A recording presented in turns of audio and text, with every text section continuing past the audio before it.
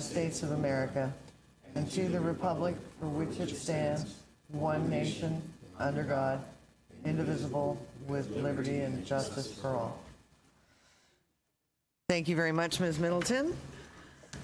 And with that, I'm going to go into my morning report. We've had a really short couple of days here for this month's meetings. So I thought I'd sort of just preview what we're going to do for the next couple of meetings. You do need to do the open attestation. Oh, I'm not used to doing this. Sorry about that. So, okay. For open session, board members, because we're not all present in the same room and board members are participating from remote locations that are not accessible to the public, Bagley-Keene requires the remote board members to make certain disclosures about any other persons present with them during the open session. Accordingly, the board members participating remotely must each attest either that one, they're alone, or two, if there are one or more persons present with them who are at least 18 years old, the nature of the board member's relationship to each person. At this time, I will ask Yvonne Walker to attest accordingly. I attest that I am alone this morning. Thank you very much, Ms. Walker. Okay, now I'll move forward. Sorry about that. So we're going to give what's in store as we near the end of fiscal year. So our board will have one closed session meeting on May 13th to review our health rates proposed for 2025. Those will come back to the board for consideration and final adoption in June. As we have done in the past, our health team will hold special stakeholder meetings to brief everyone on the rates before any action is taken in open session. This occurs Tuesday, June 11th. Our investment committee will meet the day before, and one of the items on the agenda is the presentation on implementation of our labor principles and how we will be holding our investment managers accountable to the principles. I'm looking forward to that update. I hope everyone else is. I'm sure our room will be full. And for planning purposes, our July offsite is scheduled for July 15th through the 17th at the Monterey Portola Hotel, and it'll be the same location as last year for those of you who were there. And that concludes my report, so I'm going to hand it over to Ms. Frost for her CEO report. Yeah, good morning, President Taylor and excuse me, board members. 6.5 years ago, a large group of global institutional investors decided to do something pretty bold. Those investors launched a coalition committed to a set of shared principles in the fight against climate change. As we know, CalPERS was a catalyst in creating that coalition. The mission was straightforward: identify 100 companies with some of the highest greenhouse gas emissions and urge those companies to do better. Urge that they make their boards of directors accountable for climate risk. Urge that they take steps to reduce greenhouse gas emissions across all of their business practices. And urge them to be more transparent with investors like CalPERS, who need clear, consistent information to assess and price the risks related to climate change.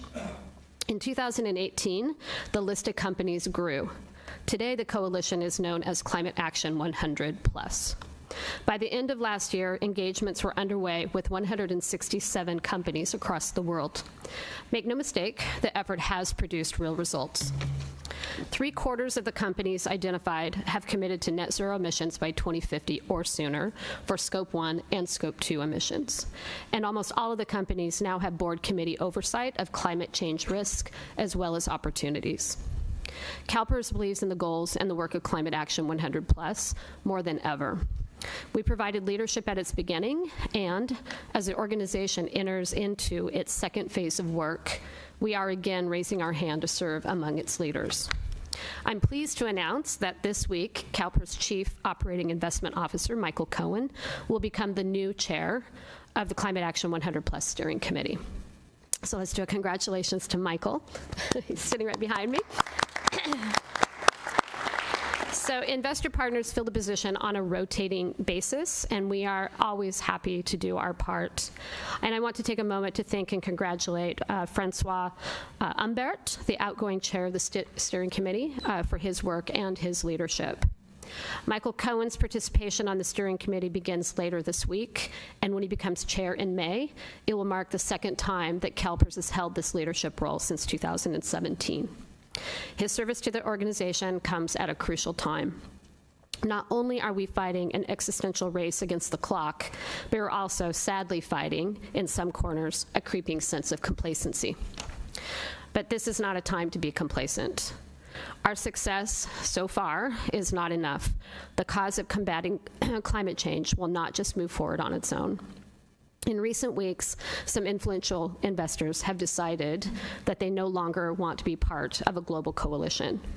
Why? We can't say. We really know for sure. Perhaps it's the constant bombardment of misinformation or political pressure that has given these investors pause about staying the course and finishing the work. As our investment team shared with the board last month, we listened to the institutions that recently chose a different path. We can't speak to their decisions because we see things differently. What we can speak to is the amazing strength in numbers and total assets under management that helps the voice of Climate Action 100+ be heard by companies worldwide. It's not always easy to carry on and to keep up the fight, but we believe it's the right thing to do for our members, their families, and their retirement security.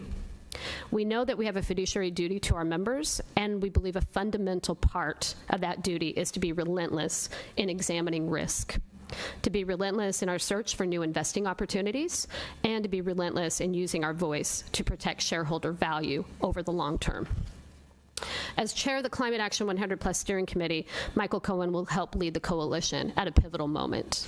Let's not forget what we know about the risk that climate change poses to CalPERS' members. Climate risk can lead to instability for investors, lower returns, and higher volatility. These are serious dangers to a long-term investor, especially one like CalPERS, where we have a duty to provide many decades of retirement benefits to our members. Having partners in this fight, the principle behind Climate Action 100+, isn't just about efficiency, it's also about effectiveness. And it's about demanding consistent information to make good investment decisions. Take, for example, the multi-year effort to establish a net zero benchmark for companies. That was updated and improved upon just last year. This is the kind of information that helps strengthen our hand during engagement with these companies. And combined with the size of our fund, it's what makes engagement work. And briefly, I want to address what does not work.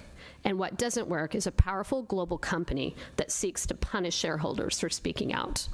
I want to draw your attention to a very troubling decision by Exxon, one that's received some attention, to take some of its shareholders to court for submitting shareholder resolutions related to climate change. The company has chosen to keep pushing for legal action even after the shareholders withdrew their proposal. The long-term repercussions of silencing shareholders really should concern everyone. So let me be clear, CalPERS will not be silenced. We will not be silenced when doing what's right to provide long-term investment returns for our members, and we will not be silenced in our call for more information and more ways to assess the risks of climate change. Climate Action 100 Plus is one way we use our voice. We welcome our colleague Michael Cohen's new role in the coalition, which will amplify our voice in the weeks and months to come. So President Taylor, that does conclude my remarks. Thank you. I'm happy to take questions if there are any. Thank you, Ms. Frost. I want you to know that I don't want to speak for the whole board, but I fully support your comments. We cannot just sit back while organizations and companies like Exxon take it outside of the normal realm and challenge our ability to even have proxy voting as shareholders. So I really very much support that. And thank you for those comments. That was awesome. Thank you. All right. I'm seeing no other comments on that. So we're going to move ahead on our action consent items. Move approval? Move approval. Okay. I have, we're moving approval on our action consent items, and I have a, from Ms. Middleton, second with Mr. Pacheco. All those in favor, and we need a roll call vote because we have someone online. David Miller. Aye. Deborah Gallegos. Aye. Frank Ruffino. Aye. Lisa Middleton. Aye. Arena Ortega. Aye. Jose Luis Pacheco. Aye. Kevin Palkey. Aye. Ramon Rubalcaba. Aye. Yvonne Walker. Aye. Melissa Willett. Yes. Dr. Gail Willis. All right, thank you very much. Moving on to information consent items. Unless I hear otherwise, nothing got pulled. So we're going to move on to our committee reports. And with that, I am going to move, we had no investment committee. I'm going to move on to Ms. Middleton and Finance Administration Committee, please.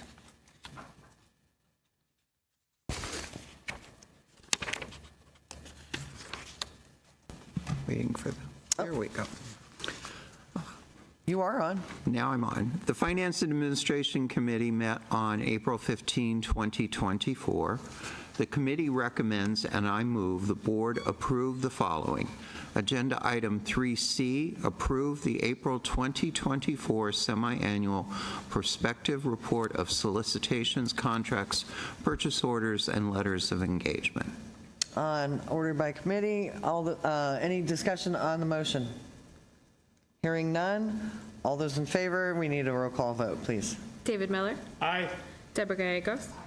Frank Ruffino. Aye. Lisa Middleton. Aye. Arena Ortega. Aye. Jose Luis Pacheco. Aye. Kevin Palkey. Aye. Ramon Rubalcaba. Aye. Yvonne Walker. Aye. Melissa Willett. Aye. Dr. Gail Willis. All right, thank you. Motion carries. Go ahead, Ms. Middleton. Agenda item 3D, approve the 1959 Survivor Benefit Program Actuarial Valuation Report as of June 30, 2023, and adopt the employer and employee monthly premiums for fiscal year 24-25. All right, on motion by committee, is there any discussion on the motion? Hearing none, can we please have a vote? Roll call vote. David Miller. Aye. Deborah Gallegos. Frank Ruffino. Aye. Lisa Middleton. Aye. Arena Ortega. Aye. Jose Luis Pacheco. Aye. Kevin Palkey. Aye. Ramon Rubalcaba. Aye. Yvonne Walker. Aye. Melissa Willett. Aye. Dr. Gail Willis. Aye. Oh, thank She you. does I need need to to be- do the attestation, don't I? Okay, motion carries. Hold on, Lisa. Sure. 1 second. So Gail, because you're, excuse me, participating remotely, Bagley Keene requires that remote board members make certain disclosures about anybody else present with them. Accordingly, you must attest either that one, you're alone, or if there are one or more persons present with you that are at least 18 years old, the nature of the board member's relationship to the person. So Ms. Willis, can you please attest to one or the other? I attest that I am alone. Thank you. Thank you very much. And excuse me, President Taylor and Chair Middleton. Matt just reminded me that you could do these as one motion. I was going to ask that. Yep. All right. There is no objection, then I'll read them all and do them as one motion. Thank you. You can finish the rest if there's Okay, more. thank and you. do it that way. We already There are quite a few. Okay, thank you. Agenda item 3E, approve the current Finance and Administration Committee delegation resolution with no proposed changes. Agenda item 5A, approve the 2024-25 annual budget in the amount of $2.47 billion and 2,843 positions. Agenda item 5B, approve the proposed elected board member percentages of time to be spent on board-related duties based on board and committee selections held in January, February, and March of 2024. Agenda item 5C, approve the June 30, 2023 Judges Retirement System Actuarial Valuation Report and encourage the governor and legislature to adopt an employer contribution schedule that includes advanced funding of the Judges Retirement System. Agenda item 5D, approve the Judges Retirement System 2 Actuarial Valuation Report as of June 30, 2023, and adopt the employer contribution rate of 23.79% and a member contribution rate of 16.75% of salary for members subject to the Public Employees Pension Reform Act of 2013, PEPRA, for the period of July 1, 2024 through June 30, 2025 for the Judges Retirement System 2. Excuse me. Agenda item 5E, adopt the actuarial determined employer contribution rates and approve the member contribution rates for state plans for the period of July 1, 2024 to June 30, 2025. Agenda item 5F, approve the employer contribution rate of 27.05% for the schools pool. Rate is applicable for the period of July 1, 2024 to June 30, 2025. Agenda item 5G, approve the revised funding risk mitigation policy. Thank you, Ms. Middleton. On motions, all motions by the committee, is there any comments on the motions? Any questions? All right. Seeing none, roll call vote, please. David Meller. Aye. Deborah Gallegos. Aye. Frank Ruffino. Aye. Lisa Middleton. Aye. Arena Ortega. Aye. Jose Luis Pacheco. Aye. Kevin Palkey. Aye. Ramon Rubalcaba. Aye. Yvonne Walker. Aye. Melissa Willett. Aye. Dr. Gail Willis. Aye. Thank you. Motion carries. Go ahead, Ms. Middleton. Thank you. The committee received reports on the following topics: long-term care evaluation report, semi-annual health plan financial report. At this time, I'd like to share a highlight of what to expect at the September 2024 Finance Administration Committee meeting. We will review the annual actuarial valuation for the terminated agency pool. The next meeting of the Finance and Administration Committee is scheduled for September 17, 2024. Thank you, Madam President. Thank you, Chair Middleton. That was quite a bit that we accomplished. Moving on to Performance Compensation Talent Management Committee, and for that I call on Melissa Willett. Thank you. Thank you. The Performance Compensation and Talent Management Committee met on April 15th, 2024. The committee recommends, and I move, the board approve the following. Agenda Item 3C, Review of Performance Compensation and Talent Management Committee Delegation, and approve the current Performance Compensation and Talent Management Committee Delegation Resolution with no proposed changes. On motion by committee, is there any discussion? All right, hearing no discussion, roll call vote, please. David Miller. Aye. Deborah Gallegos. Frank Ruffino. Aye. Lisa Middleton. Aye. Lorena Ortega. Jose Luis Pacheco. Aye. Kevin Palkey. Aye. Ramon Rubalcaba. Aye. Yvonne Walker. Aye. Melissa Willett. Aye. Dr. Gail Willis. Aye. All right, motion carries. Go ahead, Ms. Willett.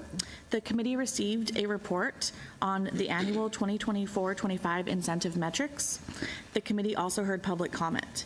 At this time, I would like to share the highlight of what to expect at the June Performance Compensation and Talent Management Committee meeting. The committee will review the 2024-2025 incentive metrics and the 2024-2025 incentive plan of the Chief Executive Officer.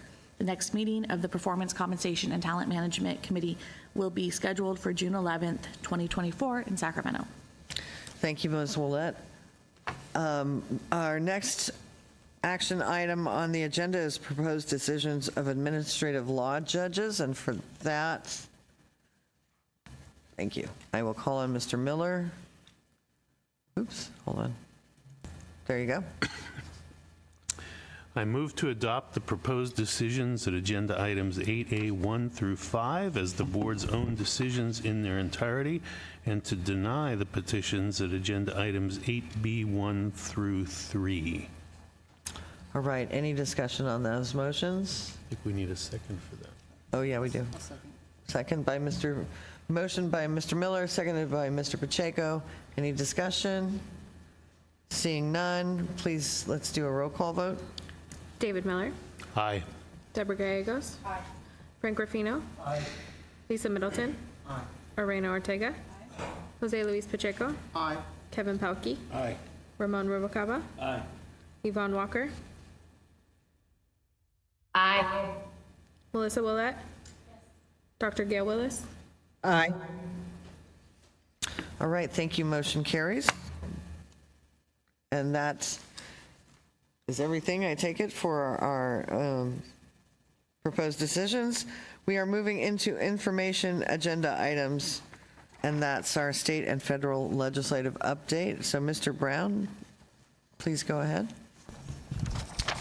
Good morning, Madam President, board members.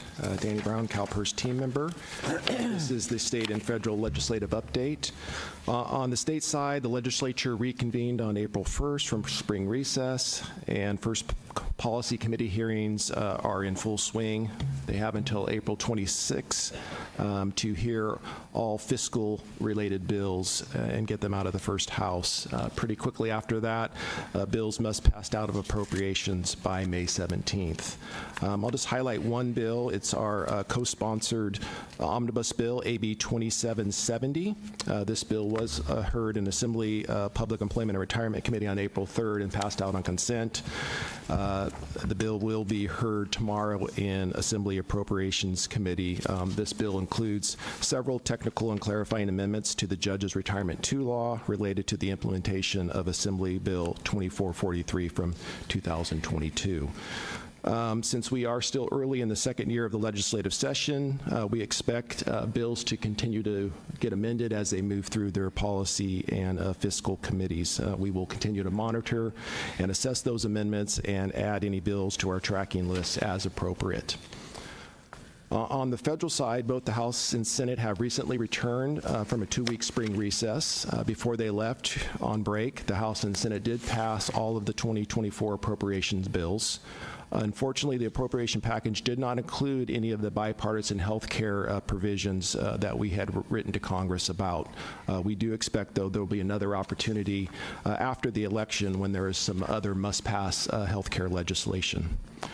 In the short term, Congress will continue to focus on foreign aid packages and now funding to rebuild the Francis Scott Key Bridge. Committees of interest are meeting. Most of their hearings, though, are going to be focused on legislation that may happen in 2025, so a lot of informational type of hearings going on. Moving on to the regulatory side, as you probably all heard earlier this month, the SEC issued a stay of its recent final rule on climate-related disclosures for investors, saying the Commission has determined to exercise its discretion to stay the final rules pending the completion of judicial review of the consolidated Eighth Circuit petitions. This stay does eliminate any urgency the Eighth Circuit may have had to issue a decision, so this could be a long, drawn-out process. We will closely monitor this along with our federal representative, Cale Gates, and weigh in as appropriate. And then finally, last month, we submitted a letter to EPA supporting their proposed rule to impose and collect fees for excess methane waste emissions on covered oil and gas facilities. This action is aligned with our legislative priority of mitigating the long-term risks to our portfolio for climate change and is consistent with our Sustainable Investment 2030 strategic plan. The letter can be found on our external website. And that are my remarks. Happy to answer any questions. All right, Mr. Ruffino? Hold on. President, and good morning, Danny. Just a quick question on SB 1379, even though that's the Senator Dodd's bill that was introduced, and even though I noticed the CalPERS position, it says NA, not applicable, I'm having a hard time understanding if this is I know it would change the retirement annuitant rule and or even conflict with PEPRA. So I'm not sure. First of all, I'm not sure exactly the intent, and I'm wondering if you can comment on it. I'm not sure if you got heard on I think you got postponed, right? Sure, it was postponed, and but it's reset for the 24th, so it's going to be heard, I believe, next week.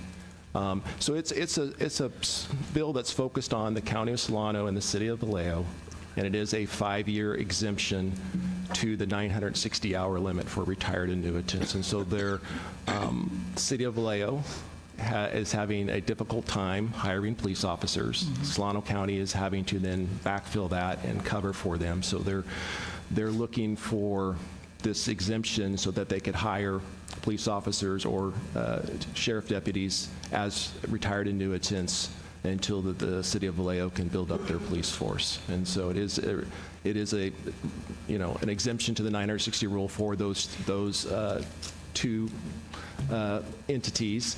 Now they're also asking, in addition to the safety officers, they're also asking it to cover other positions such as communication officers, dispatchers, evidence collectors.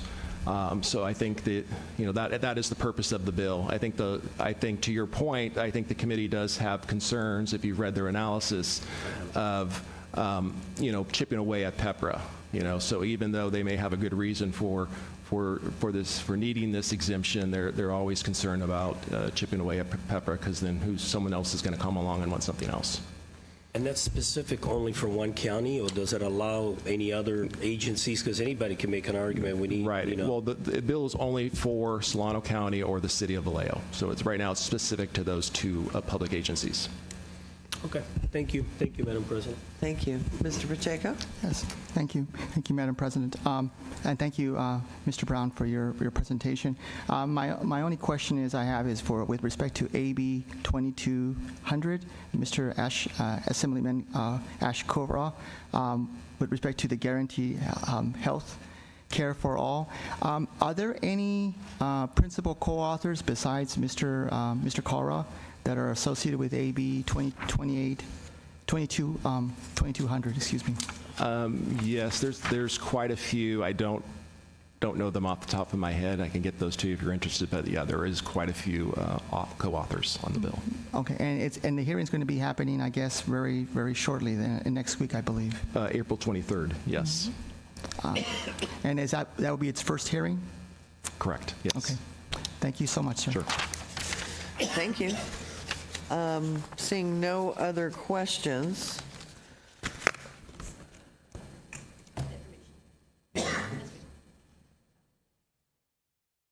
Okay.